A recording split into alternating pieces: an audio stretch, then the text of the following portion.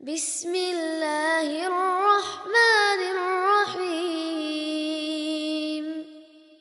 الرحمن علم القرآن خلق الإنسان علمه البيان وبركاته. الحمد لله رب العالمين والعاقبة للمتقين والصلاة والسلام على أشرف المرسلين سيدنا محمد صلى الله عليه وسلم وعلى آله وصحبه أجمعين. أما بعد، أعوذ بالله من الشيطان الرجيم. بسم الله الرحمن الرحيم. وأعدوا لهم ما استطعتم من قوة ومن رباط الخيل ترهبون به عدو الله وعدوكم وآخرين من دونهم. صدق الله العظيم. قال رسول الله صلى الله عليه وسلم: كلمة حق عند سلطان جائر أفضل الجهاد كلمة حق عند سلطان جائر، أو كما قال سيدنا حبيبنا صلى الله عليه وسلم. سبحانك لا علم لنا إلا ما علمتنا إنك أنت العليم الحكيم. لا حول ولا قوة إلا بالله العلي العظيم.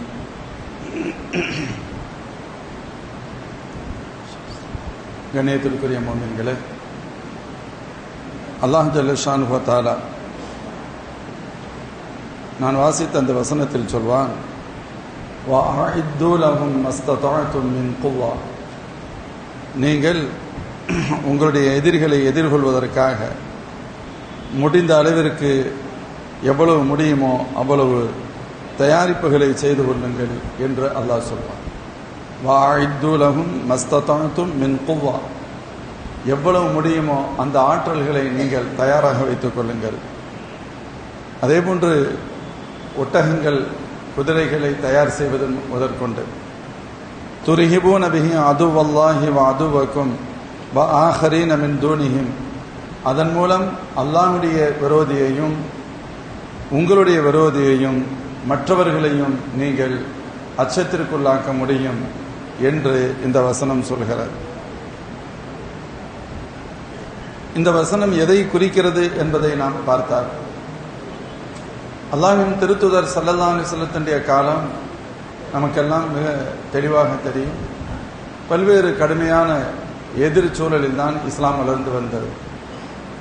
தொடர்ந்து இஸ்லாத்திற்கு எதிரான ஒரு மனநிலையும் இஸ்லாத்தை அழிப்பதற்குண்டான ஒரு திட்டமிடலும் நடைபெற்று கொண்டே இருந்தது.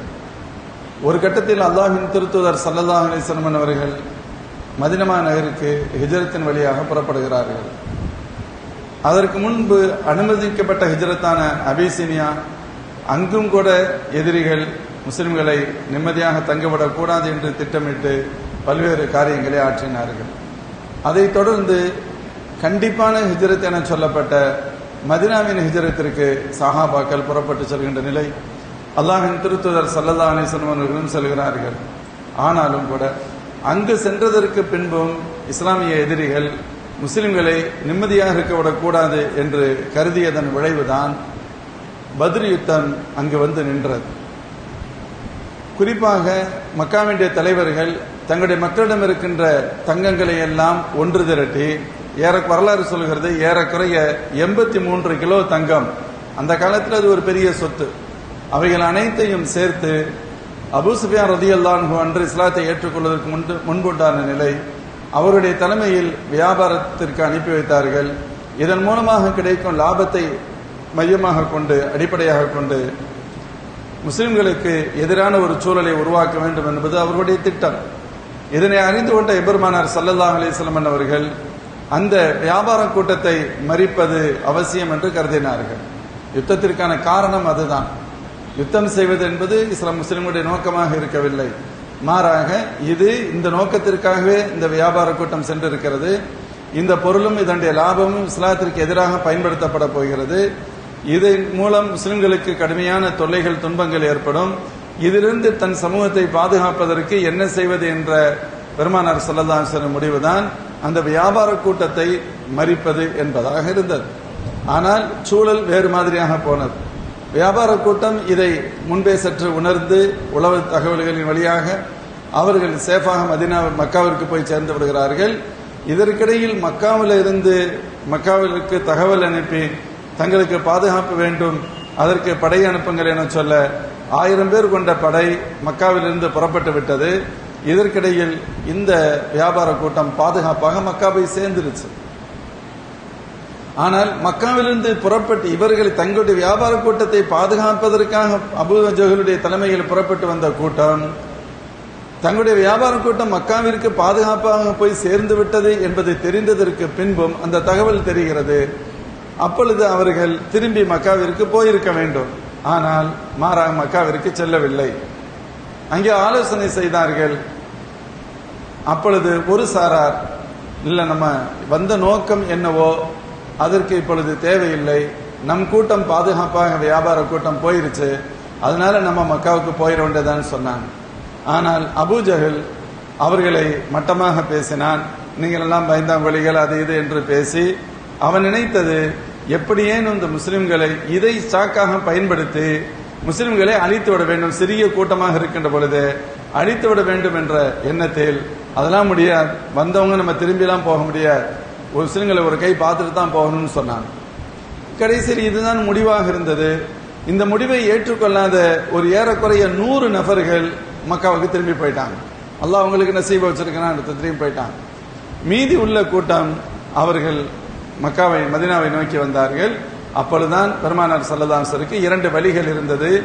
ஒன்று, நாங்கள் மதீனாவிற்கு திரும்பி விடுவது, யுத்தம் செய்யல, புறமுதுகிட்டு திரும்புவது, அல்லது எதிரிகளை எதிர்கொள்வது. 2ல 1 தான் அப்படிங்கிற ஆப்ஷன்.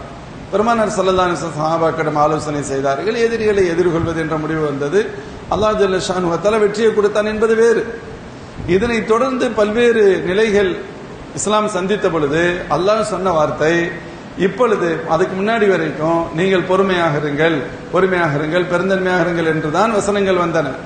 ஆனால் மதீனாவிற்கு வந்ததற்கு பின்பு பத்ருடைய நிலைக்கு பின்னால் அல்லாஹ் அறிவிப்பு செய்தான், முடிந்த அளவிற்கு நீங்கள் எச்சரிக்கையாக இருங்கள், எச்சரிக்கை உணர்வோடு இருங்கள், அதற்கு என்னென்ன தேவைகளோ அந்த தயாரிப்போடு இருங்கள்.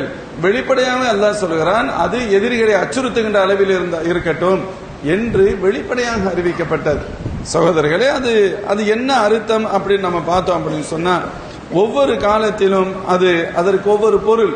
அந்தந்த காலத்தில் எதிரிகளை அச்சுறுத்துவதற்கு எதுவெல்லாம் ஆயுதமாக இருக்குமோ அவைகளை பலப்படுத்திக் கொள்ளுதல் என்பது பொருள்.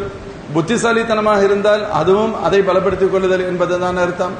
ஆயுதமாக இருந்தால் ஆயுத பலத்தை உருவாக்கிக் கொள்ளுதல் என்ற அர்த்தம். உடல் வலிமையாக இருந்தால் உடல் வலிமையை நீங்கள் சரியாக வைத்துக் கொள்ளுதல் என்ற அர்த்தம்.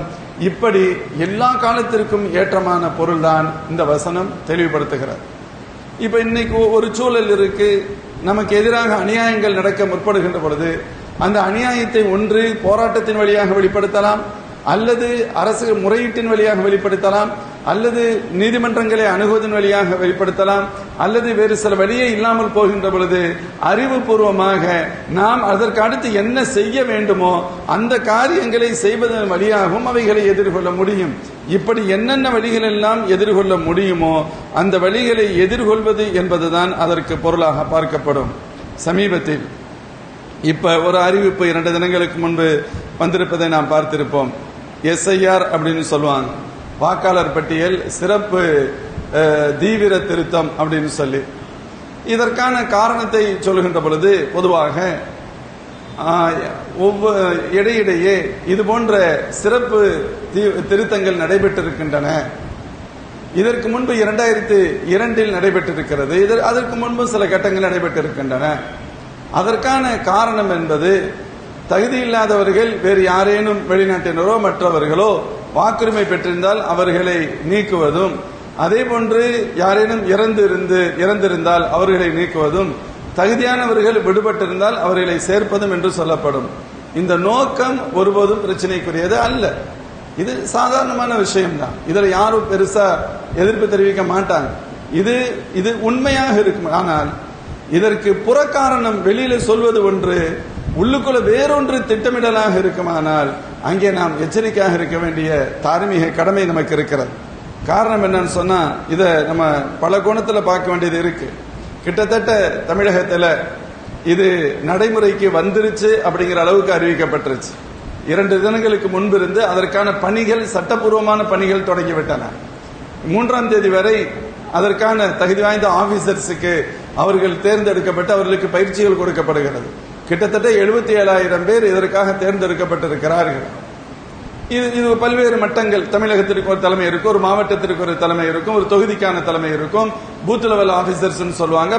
நூற்றுக்கணக்கான பல்லாயிரக்கணக்கான பணியாளர்கள் வீடு வீடாக வர வேண்டிய தேவை இருக்கும். இப்படியெல்லாம் ஒரு பெரிய அளவில் ஏற்பாடு செய்யப்பட்டு பூர்வாங்க பணிகள் நடைபெற்று பயிற்சி கொடுக்கின்ற பணிகள் இப்பொழுது நடைபெற்றுக் கொண்டிருப்பதாகவும், 4ஆம் தேதியிலிருந்து நவம்பர் 4 டு டிசம்பர் 4 வரைக்கும் இந்த பணிகள் வீடு வீடாக வந்து நடைபெறும் என்றும், அதற்கு பின்பு டிசம்பர்ல இருந்து ஜனவரி வரைக்கும் ஏதேனும் யாருடைய பெயர் விடுபட்டிருந்தால் அல்லது புதுசா சேர்க்கல வைக்கல பிரச்சனைகள் இருந்தால் கம்ப்ளைண்ட் பண்றதுக்குண்டான வாய்ப்புகள் கொடுக்கப்படும். அவங்க தங்களுடைய பெயர்களை ஆதாரத்தோடு அவர்கள் பதிவு செய்யலாம். அதற்கடுத்து இவைகள் பரிசீலனைக்கு எடுத்துக் கொள்ளப்பட்டு பிப்ரவரி 7ஆம் தேதி முழுமையான, அதாவது வாக்காளர் அடையாள அட்டை அது தகவலுக்காக வைக்கப்படும். இதுவரைக்கும் எது அங்கீகரிக்கப்பட்டது, மொத்தம் எவ்வளவு பேர் அங்கீகரிக்கப்பட்டிருக்காங்க, எவ்வளவு பேர் நீக்கப்பட்டிருக்காங்க அப்படின்னு வைக்கப்படும். அதுல பார்க்கும்போது தான் நமக்கு தெரியும் அந்த வாக்காளர் அடையாள அட்டையில நம்முடைய பேரு இருக்கா இல்லையா அப்படிங்கிறது தெரிய வரும். இந்த பணி இது உண்மையிலேயே நடைபெறும் பட்சத்தில் சரியாக நல்ல நோக்கத்தில் நடைபெறும். நோக்கம் நல்லதுதான். அதுல இதுதான் நோக்கம் அப்படின்னு சொன்னா இது ஒரு பெரிய பிரச்சனை இல்லை. இது ஒரு சாதாரணமானது. ஒரு அரசுடைய ஒரு நிர்வாகம், ஒரு துறை அது செய்ய வேண்டிய பணிகளை செய்கிறது என்பது பொருள். ஆனால் நடைமுறையில் நாம் பார்க்கின்ற பொழுது கண்டிப்பாக அத்தகைய ஒரு நிலை இல்லை என்பதை நாம் வெளிப்படையாக பார்க்க முடிகிறது. ஒன்று, இந்த அறிவிப்பு ஒரு அவசரமான ஒரு அறிவிப்பாக பார்க்கப்படுகிறது. இந்தியா முழுவதிலும் பெரிய சர்ச்சையை இது கிளப்பியிருக்கு. ஒரு மிகப்பெரிய ஒரு மாநிலத்தில் இதை சரி பண்ணணும் அப்படின்னு சொன்னா அதற்கு கொடுக்கப்படுகின்ற நாள் 1 மாசத்துல நாங்க இதை கரெக்ட் பண்ணிடுவோம் அப்படிங்கிறது எவ்வளவு பெரிய இது. கிட்டத்தட்ட 2002 சொல்லுகின்ற பொழுது 2002 2004 வரை 2 ஆண்டுகள் இந்த பணி நடைபெற்றது. 2 வருஷம் நடந்துச்சு. ஒரு பூத் லெவல் ஆபீசர் என்று சொல்லப்படுகின்ற தொகுதியுடைய ஒரு அதிகாரி உங்களுடைய வீட்டுக்கு 3 தடவை வருவாரு. இப்ப ஒரு தடவை வந்தவனே இல்லைன்னு சொல்லிட்டா பிரச்சனை ஆகும் இல்ல, 3 தடவை வருவார் அப்படிலாம் சொல்லப்படுகிறது. சட்டத்தில் எல்லாம் ரொம்ப தெளிவாக தான் இருக்கும். அது முறையாக அமல்படுத்தப்படுகிறதா என்பது தானே பிரச்சனை. வார்த்தைகள்லாம் ரொம்ப கரெக்டா இருக்கும். இப்ப இப்படிலாம் வந்தா இது 1 மாசத்துக்கு எப்படி முடிக்க முடியும்? எலெக்ஷனை பக்கத்தில் வச்சுக்கிட்டு இப்படி செய்ய வேண்டிய ஒரு அவசியம் என்ன? அப்படி என்ன நிர்பந்தம் இருக்கிறது? பீகார்ல கிட்டத்தட்ட 7 கோடி சில்லற வாக்காளர்கள் மத்தியில் கிட்டத்தட்ட 68 லட்சம் பேர் நீக்கப்பட்டிருந்தார்கள். அவசரமாக பல்வேறு பணிகள், நிறைய குளறுபடிகள். அந்த குளறுபடிகள் சம்பந்தமாக சுப்ரீம் கோர்ட்டுக்கு போகப்பட்டுச்சு. சுப்ரீம் கோர்ட் கேட்குது. ஆனா ஒரு எலெக்ஷன் கமிஷன், ஒரு ஜனநாயகத்தை பாதுகாக்க வேண்டிய ஒரு கமிஷன், அதனுடைய பதில் ஒரு கண்ணியமானதாகவோ அல்லது ஜனநாயக பூர்வமானதாக இருக்கவில்லை. ஒரு மாதிரியான வித்தியாசமாகத்தான் இருந்தது. கிட்டத்தட்ட மக்கள் மட்டுமல்ல, சுப்ரீம் கோர்ட்டு தேர்தல் கமிஷனோட ஒரு போராடுகின்ற ஒரு சூழல், அப்படித்தான் அது நடந்து கொண்டிருந்தது. 68 லட்சம் பேரை நீக்கி இருக்கீங்களே, யார் யாரை நீக்கி இருக்கீங்க, எதுக்கு நீக்கி இருக்கீங்கன்னு சொல்லணும்னு சொன்னா சொல்ல வேண்டிய அவசியம் இல்லை என்று சொன்னார். சொல்ல வேண்டிய அவசியம் இல்லை, காரணம் சொல்ல வேண்டிய தேவையில்லை என சொன்னார். இரண்டாவது, மக்களிடத்தில் எளிமையான எல்லாம் சாதாரணமாக இருக்கக்கூடியது அவங்க கொடுத்த வாக்காளர் அடையாள அட்டை, ஓட்டர் ஐடி, அது கணக்கில் இல்லை.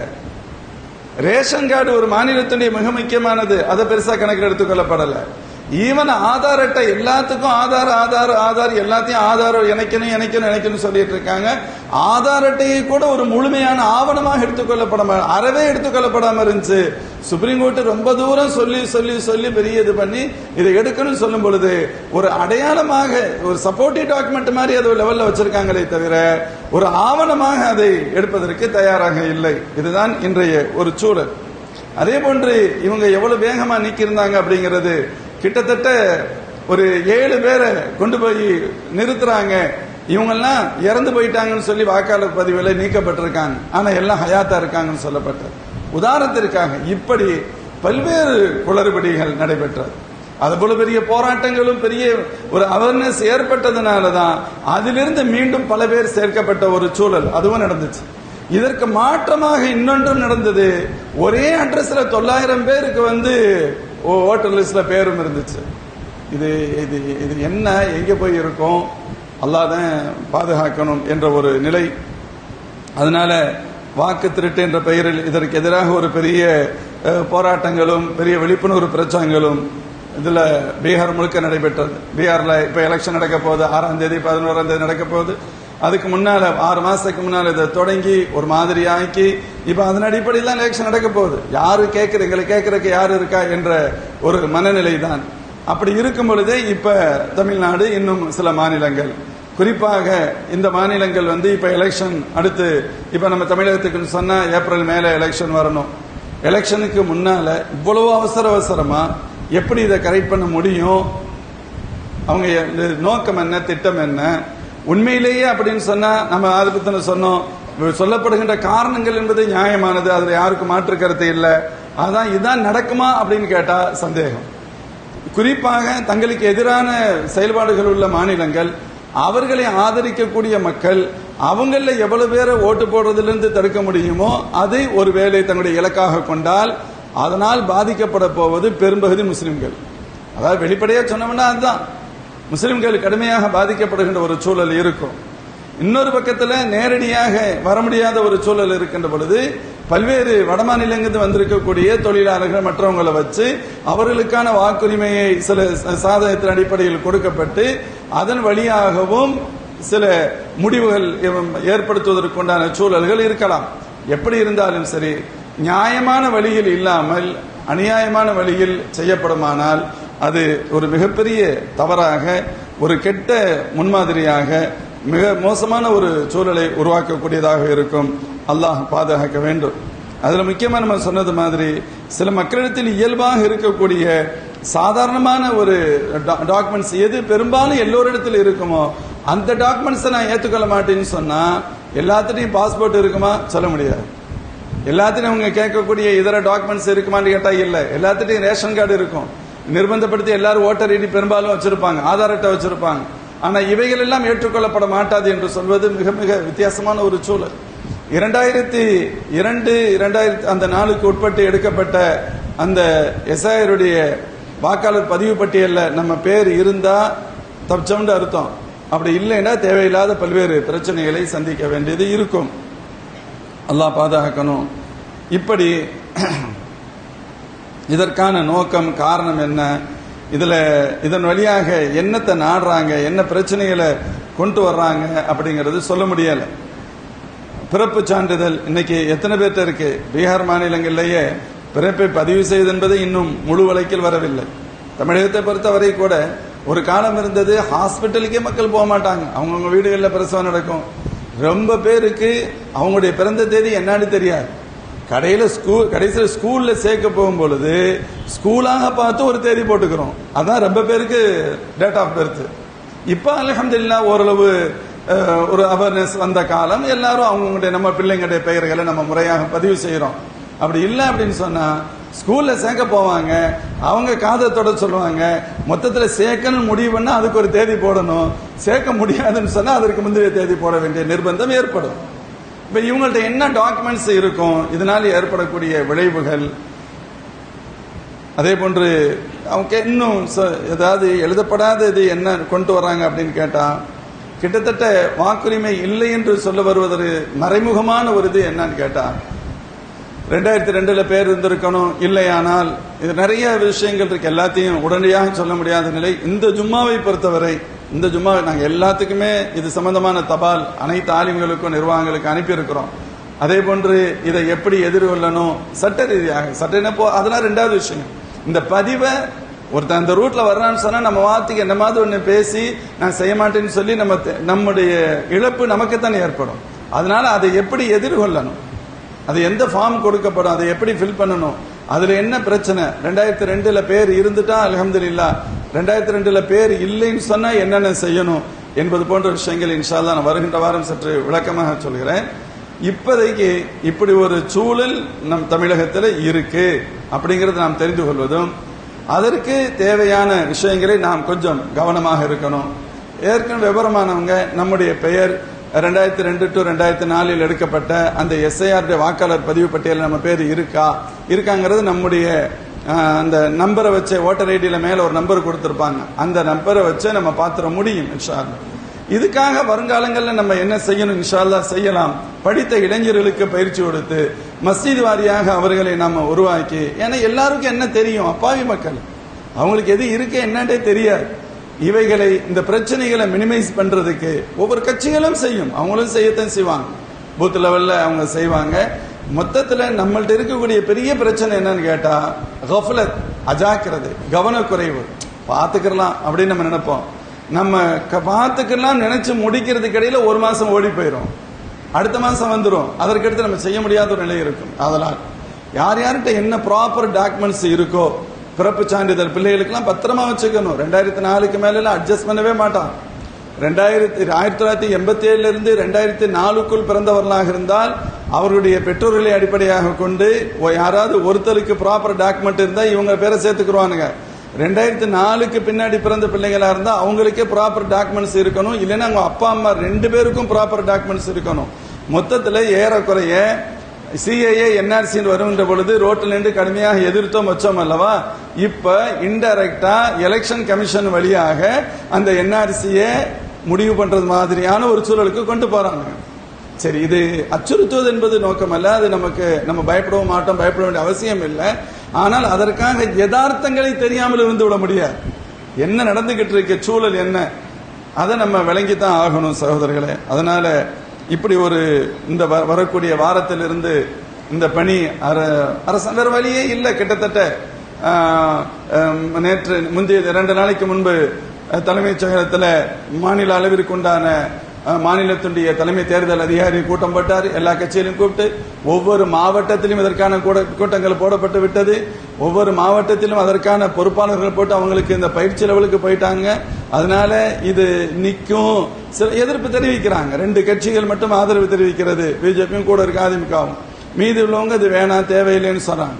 மொத்தமா மறுக்க முடியாத ஒரு சூழல், அவங்க கூட மொத்தமா கண்ணை மூடிக்கிட்டு மறுக்க முடியாது. இதுக்கு டைம் பத்தாது, அவகாசம் வேணும், நீங்க கரெக்டான நோக்கத்தில் செய்யணும், அப்படித்தான் சொல்ல முடியுமே தவிர இது செய்யக்கூடாதுன்னு யாரும் சொல்ல முடியாது. அதற்கான சூழல் இல்லை. எனவே இது நடைமுறைக்கு வருகின்ற பொழுது நாம் கொஞ்சம் கவனமாக இருக்கணும். முதல் கட்டத்திலேயே தேவையற்ற பிரச்சனையிலிருந்து நாம் வெளிவருவதற்குண்டான வழிகளை நாம் பார்த்துக் கொள்ள வேண்டும். அநியாயம் பொதுவாக மிகைக்கின்ற பொழுது அதனால் ஒரு பெரிய பாதிப்பு ஏற்படும் என்பது வேறு. அல்லாஹ் பாதுகாக்கணும். அல்லாஹ்வின் திருத்துதர் ஸல்லல்லாஹு அலைஹி வஸல்லம் பல ஹதீஸ்ல சொல்லுவாங்க, அநியாயத்தின் மூலம் அல்லாஹ் ஜல்ல ஷானு வ தஆலா பொதுவா ரப்பு உடனுக்குடன் கோபப்படுறது இல்ல, தப்பு செஞ்சாலும் அல்லாஹ் இங்கேயே தண்டிக்கிறதுலாம் இல்ல, அது ரொம்ப ரேர். அல்லாஹ் மறுமையில பாத்துக்கலாம்னு விட்டுருவான். ஆனா 2 விஷயத்துக்கு மட்டும்தான் மறுமையில தண்டனை இருக்கும், இந்த உலகத்திலேயே தண்டனை வரும்னு சொன்னாங்க ஸல்லல்லாஹு அலைஹி வஸல்லம். ஒன்று ظுல்ம், அநியாயம்.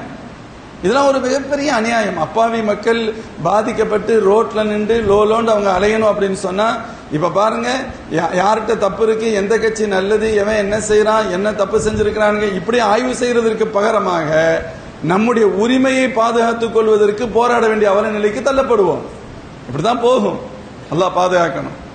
அதாவது ஒரு சரியான ஆட்கள் யாரு, எவன்கிட்ட தவறு இருக்கு, எவன்கிட்ட சரி இருக்கு, யாரை இது பண்ண முடியும், என்ன பிரச்சனைகள், என்ன குறைநிறைகள் இருக்கு என்பதை ஆய்வு செய்வதற்கு பகரமாக என்னுடைய இருப்பை பாதுகாத்துக் கொள்வதற்காக நான் ரோட்ல நிக்க வேண்டிய, தெருவில் அலைய வேண்டிய நிர்பந்தத்திற்கு தள்ளப்படுகின்ற சூழல்.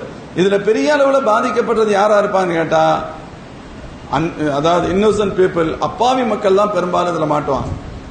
மற்றவங்கள்ட்ட டாக்குமெண்ட்ஸ் இருக்கும், ஓரளவு ப்ராப்பரா வச்சிருப்பாங்க, அவங்கெல்லாம் ஓரளவு ஈஸியா போயிட முடியும். ஆனா அப்பாவிகள் டாக்குமெண்ட்ஸ் வைஸும் பலகீனமா இருப்பாங்க, அதை எதிர்கொள்ற விஷயத்திலும் பலகீனமா இருப்பாங்க. ஆனா உண்மையிலேயே அவங்க தான் பரிதாபத்திற்குரியவர்கள். ஆதலால் நாம் அதைத்தான் நான் சொல்ல வந்தேன், எதிரிகளுக்கு எதிராக உங்களுடைய ஆயுதங்களை பலப்படுத்திக் கொள்ளுங்கள் என்பது, ஆயுதங்களுக்கு ஆயுதம் என்பது மட்டுமல்ல, அறிவும் ஆயுதம் தான். அறிவு பெரிய ஆயுதம், சாதாரணமானது அல்ல. நம்மில் படித்தவர்கள் படிக்காதவர்களுக்கு உதவி செய்பவர்களாக இருக்க வேண்டும், அவங்களுக்கு அவேர்னஸ் கொடுக்கணும். எத்தனையோ வீடுகள்ல எத்தனையோ மக்களுக்கு இது என்னன்னே தெரியாது. ஆனா அவங்களுக்கும் தெரியும். எப்ப தெரியும்னு கேட்டா பிப்ரவரி 7 பின்னாலேயோ அல்லது ஓட்டு இன்னொரு கட்டத்துல பிரச்சனை வரும் பொழுது தேவையில்லாம அவங்கள டிஸ்டர்ப் பண்ணுவான். அப்ப அவங்க கேட்பாங்க, என்னையே டிஸ்டர்ப் பண்ற, நான் இங்க உள்ள வந்தானே. இல்ல, நீ இங்க உள்ள ஆளான்னு எனக்கு சந்தேகத்துல லிஸ்ட்ல நீ வந்துட்ட, ஏன் உன் பேர் ஓட்டர் லிஸ்ட்ல இல்ல சொல்லுவான். அப்ப அந்த மக்கள் அவங்க ஒரு வகையான சிரமப்படுகின்ற நிலை இருக்கும். அப்படியெல்லாம் இருக்கக்கூடாது என்று வருகின்ற பொழுது ஓட்டி நாம யதார்த்தமா சொல்வது உண்டு, வாக்களிப்பதற்காகவே நம்முடைய வாக்குரிமையை பாதுகாப்பதற்கு ஓட்டர் ஐடி வேணும், பதிவு இருக்குன்னு சொன்னா அந்த பதிவை கண்டிப்பா செய்யணும். அதுல ஒண்ணு அட்ஜஸ்ட்மெண்ட்லாம் இல்லை. நான் போய் யாருக்கு ஓட்டு போடுறது, நம்ம மக்கள் சொல்றது எல்லாமே ஒரே மாதிரி அதெல்லாம் இருக்கட்டும். இருக்கிறதுல ஏது பரவாயில்ல, அவனுக்கு ஓட்டு போட்டு தான் ஆகணும். இது இஸ்லாமிய அடிப்படையில் சாட்சி சொல்லுதல் என்ற அர்த்தம். இப்படியெல்லாம் நெருக்கடிகள் இல்லையானால் கூட நம்மிடத்தில் அந்த அடையாள அட்டை இருக்கணும், நம்முடைய பெயர் இருக்கணும், நம்ம வாக்களிக்கணும். ஆனா இப்பொழுது அதையும் தாண்டி பல்வேறு பிரச்சனைகளை எதிர்கொள்ள இருக்கின்ற நாம் நம்மிடத்துல எந்த அளவுக்கு இது முக்கியம் அப்படிங்கறத எல்லாரும் தெளிவாக விளங்கியிருப்பீங்கன்னு நான் விளங்குறேன். கண்ணியத்திற்குரிய சகோதரிகளே, அதனால் நாம் இதை அறிவு ரீதியாகவும் எதிர்கொள்ள வேண்டிய தேவை இருக்கிறது. ஒரு பக்கத்தில் கட்சிகள் எதிர்க்கதா, அது ஒரு பக்கத்தில் போகட்டும், எதிர்க்கட்டும். சுப்ரீம் கோர்ட்டுக்கு போறாங்களா, அதுக்கு போறாங்களா, அது ஒரு பக்கம் நடந்துகிட்டே இருக்கட்டும். ஒருவேளை இவன் கிரவுண்ட்ல ரியாலிட்டி வந்துட்டாங்க அப்படின்னு சொன்னா அந்த பணியை ப்ராப்பரா செய்வதற்குண்டான தரத்தையும் நம்ம உருவாக்கிக்கிறோம். எனக்கு என்னடி இருக்கக்கூடாது, முதல்ல கவனமாக ஃபர்ஸ்ட் செய்யணும். இப்படி ஒண்ணு நடக்குது அப்படிங்கிறது தெரியணும். அதற்கு என்னென்ன தேவை, இன்னைக்கு நிறைய வாட்ஸ்அப் எல்லாம் நிறைய வரத்தான் செய்யுது, என்னென்னலாம் வருது. அத நமக்கு தேவையான இந்த விஷயங்கள் சில வீடியோஸ்லாம் நீங்க பாத்தீங்கன்னு சொன்னா ரொம்ப தெளிவா தெரியும், கிளியரா சொல்லுவாங்க. நம்ம ஒரு பொறுக்கி எடுத்து 2 வீடியோவை கூட தமிழகம் முழுவதும் அனுப்பி வச்சிருக்கோம், தெரியட்டுங்கிறதுக்காக. ஏன்னா எல்லாத்தையும் நம்ம எந்த அளவுக்கு விலைக்கு சொல்ல முடியும், எல்லாரும் தெளிவா அதை பற்றிய சில விவரங்கள், என்ன நடக்கும், எப்படி நடக்கும், என்ன கேட்பாங்க, நம்ம எப்படி பதில் சொல்லணும், எப்படி பதிவு பண்ணணும் என்பது உட்பட நிறைய தெளிவான விளக்கங்கள் உண்டு. மொத்தத்தில் இன்றைய பொறுத்தவரை இப்படி ஒண்ணு இருக்கு அப்படிங்கிற நம்ம எல்லாருக்கும் தெரியணும், நம்முடைய சகோதரருக்கு தெரியப்படுத்தணும். இன்ஷா அல்லாஹ் பயப்பட வேண்டிய அவசியமே இல்லை. ப்ராப்பரா இன்ஷா அல்லாஹ் அவர்களை எதிர்கொள்ள வேண்டும். அதற்கு படித்த இளைஞர்கள் முதல்ல நாங்க இதுக்கு தயாராகுங்கிற முடிவுக்கு வரணும், வேலைகள் செய்யணும். எல்லாருமே என் வேலை, நான் என் வேலையை பார்க்கணும்னு சொன்னா யாருதான் சமுதாயத்துக்காக செய்யறது? எல்லாத்துக்கும் பிரச்சனைகள் இருக்கத்தான் செய்யுது. யாராவது அல்லாஹ்வுக்காக ஒரு 10 பேர் 20 பேர் குர்பானி ஆனா மட்டும்தான் கிடைக்கும், அல்லாஹ்வுடைய உதவி கிடைக்கும் சகோதரர்களே. ஆதலால் படித்த இளைஞர்கள் நம்ம சொல்ல வேண்டியதில்லை, அவங்களுக்கு ரொம்ப தெளிவா இதை பத்தி டீடைல் நாலேஜ் இருக்கும். இல்ல அப்படின்னு சொன்னாலும் சின்ன விஷயத்தை கூட ஒரு அரை மணி நேரம் 1 மணி நேரத்தில் அவங்களுக்கு ஈஸியா தெளிவுபடுத்திட முடியும். அவங்க அதை உள்வாங்கிக்கிட்டு அந்தந்த மஹல்லாக்கள்ல நம்முடைய ஒவ்வொரு வீட்டிற்கும் அவங்களுக்கு உதவி செஞ்சு அவங்களுக்கு இந்த பிரச்சனையில் அவங்க எந்த லெவல்ல இருக்கிறாங்க, அவங்கள்ட்ட என்ன டாக்குமெண்ட்ஸ் இருக்கு, அவங்க பிரச்சனை இல்லாம இருக்கிறாங்களா, பிரச்சனை இருந்தா அதை கரெக்ட் பண்ணுவதற்குண்டான என்ன வழிகள் இருக்கு என்பது உட்பட இன்ஷா அல்லாஹ் நாம் பணி செய்ய வேண்டும் என்பது அன்பான வேண்டுகோள்.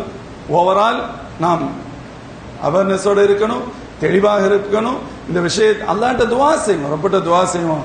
பயப்படுங்கிற அவசியம் மட்டும் எப்பவுமே இல்லை. நம்ம எந்த கட்டத்திலையும் அது யாருக்கு பயப்படுறது, யாரை அச்சுறுத்த முடியும், அது நோ சான்ஸ், அதுக்கு பேச்சே கிடையாது. ஆனாலும் எதிரிகள் எந்த வழியாக வருகிறார்களோ, எந்த வழியில் வந்தாலும் நாங்கள் அதை எதிர்கொள்வோம். அறிவாலும் எதிர்கொள்வோம், ஆற்றலாலும் எதிர்கொள்வோம், எல்லா வகையிலும் எங்களால் எதிர்கொள்ள முடியும்.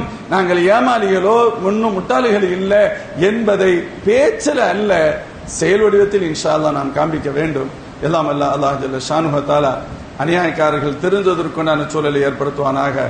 அப்பாவிகள் தங்களுடைய அப்பாவித்தனத்திலிருந்து வெளியே வருவதற்கும் அவர்கள் தீவிரர்களின் பிடியில் சிக்காமல் பாதுகாக்கப்படுவதற்கும் அல்லாஹ் அருள் புரிவானாக. வாஹிர் தாவானா அல்ஹம்துலில்லாஹி ரப்பில் ஆலமீன். அஸ்ஸலாமு அலைக்கும் வரஹ்மத்துல்லாஹி வபரகாத்துஹு. ஸதகல்லாஹுல் அஸீம்.